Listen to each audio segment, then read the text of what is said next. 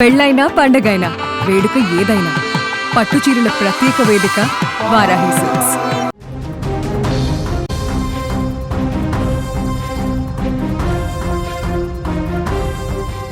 విశాఖ ఉక్కు పరిశ్రమలో మరోసారి మృత్యువు పడగవిప్పింది. SMS 1 విభాగంలో చోటు చేసుకున్న వరుస ప్రమాదాలు ఇప్పుడు యావత్ ప్లాంట్లో తీవ్ర కలకలం రేపుతున్నాయి. వారం రోజుల్లోనే 3 ప్రమాదాలు భయాందోళన కల్పిస్తుంది. నిన్న రాత్రి ఉక్కు ద్రవణాన్ని మోసుకెళ్లే లాడిల్స్ ఒక్కసారిగా కుప్పకూలడం కార్మికుల గుండెల్లో రైళ్లు పరిగెత్తిస్తోంది. గురువారం ఉదయం మరియు అర్ధరాత్రి వేర్వేరు సమయాల్లో జరిగిన ఈ సంఘటనలు భద్రతా ప్రమాణాల పట్ల యాజమాన్యం నిర్లక్ష్యాన్ని మరోసారి బట్టబయలు చేస్తున్నాయి. గతంలో 9 మంది కార్మికుల ప్రాణాలు బలి తీసుకున్న చేదు జ్ఞాపకాలు ఇంకా కళ్ల ముందే కదలాడుతున్నాయి. అటువంటి విషాదాల తర్వాతైనా యాజమాన్యం కళ్లు తెరుస్తుందని అందరూ భావించారు. అయితే పరిస్థితుల్లో ఏమాత్రం మార్పు రాలేదని కార్మిక సంఘాలు మండిపడుతున్నాయి. కనీసం మరమ్మతులు చేపట్టకుండానే యంత్రాలను అత్యవసర పనుల కోసం రన్నింగ్లోకి తీసుకురావడమే ఈ ప్రమాదాలకు ప్రధాన కారణమని తెలుస్తోంది.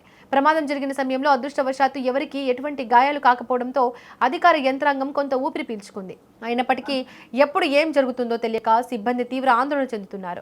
నిత్యం వేడి ద్రావణాలు భారీ యంత్రాలలో సాగే ఈ పరిశ్రమలో భద్రత అనేది ప్రాణవాయువు వంటిది. అటువంటి చోట వరుసగా లాడిల్స్ విఫలం కావడం తీవ్రమైన లోపాలను సూచిస్తోంది.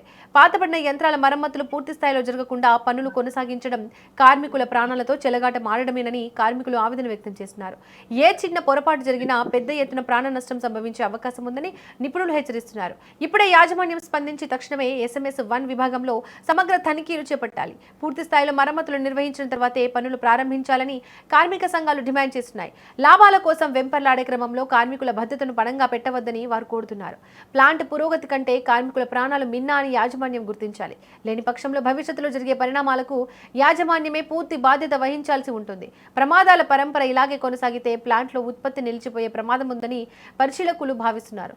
భద్రతా ప్రమాణాల విషయంలో కఠినమైన నిబంధనలు అమలు చేయాల్సిన సమయం ఆసన్నమైంది. ప్లాంట్లోని ప్రతి విభాగంలోనూ భద్రతా ఆడిట్ నిర్వహించాలని కోరుతున్నారు.